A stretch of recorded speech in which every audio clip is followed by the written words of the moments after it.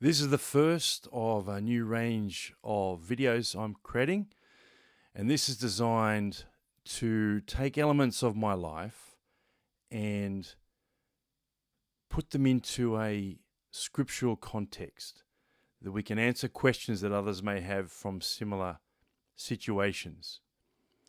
And this first one, I want to start with conception, because life doesn't always start out ideally. And King David, the psalmist, he was caught out in his sin when he committed adultery with Bathsheba and murdered her husband Uriah.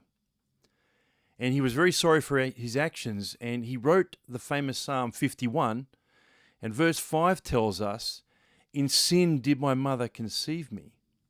So I was brought forth in iniquity, and in sin did my mother conceive me.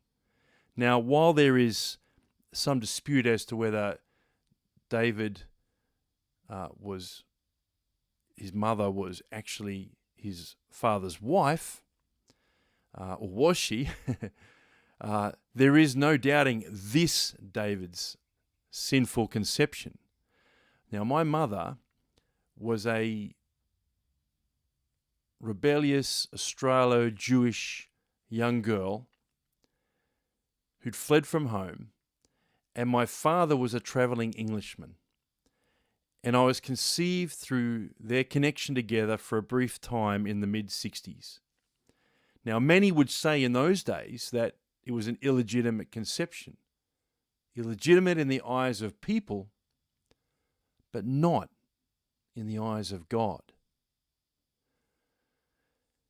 And whilst my conception was not the norm for the day, nor part of my parents' plan, there was an unprecedented, unique conception that did take place in history, but was planned out, was very well planned out, and planned out before the foundation of the earth. The angel Gabriel visited a young girl called Mary and said to her, "You will conceive in your womb, and you will bear a son, and his name, or you shall name him Jesus." Jesus. So God knew Jesus before his conception. He even planned his name. So the name of God forevermore would be Jesus. Likewise, God knows us before our conception. It's written in Psalm 139, verse 13, that for my inward parts you formed, for you formed my inward parts, you wove me in my mother's womb. How remarkable is that?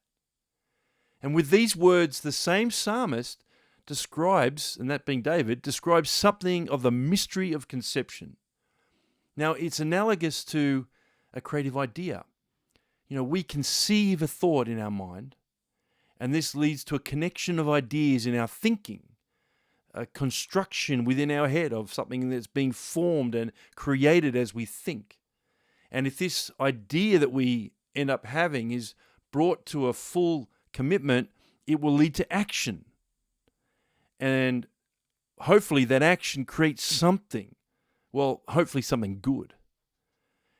In the same way, we are formed, we are woven, as that psalmist word says, we are woven, we are planned, we are purposed.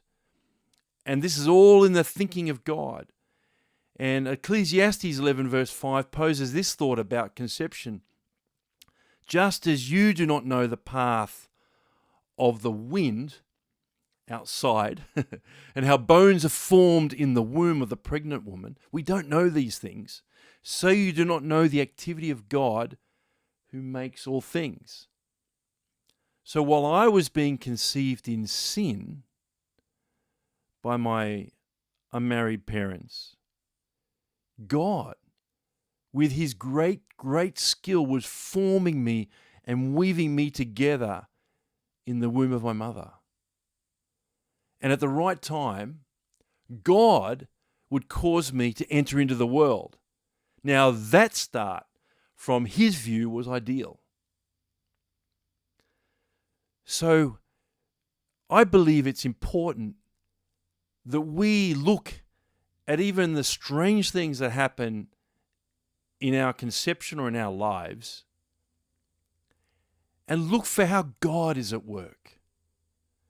Because what might be despised by people, judged by people, may indeed be favorable to God. We can't ascribe unto God our morality. Rather, we need to allow God to show us what is right and what is wrong.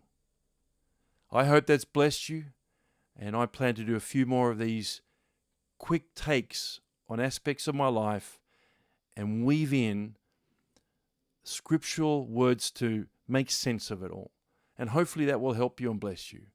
Thank you.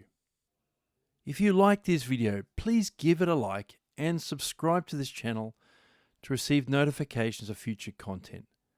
Subscribing costs you nothing, but it will help me a lot with the content output. Please also visit my other channel, Jesus at Passover, which is a verse-by-verse retelling of Jesus' last 6 days on earth through the Passover feast before his crucifixion and resurrection. You can also find other content from me on myjesuslearning.com.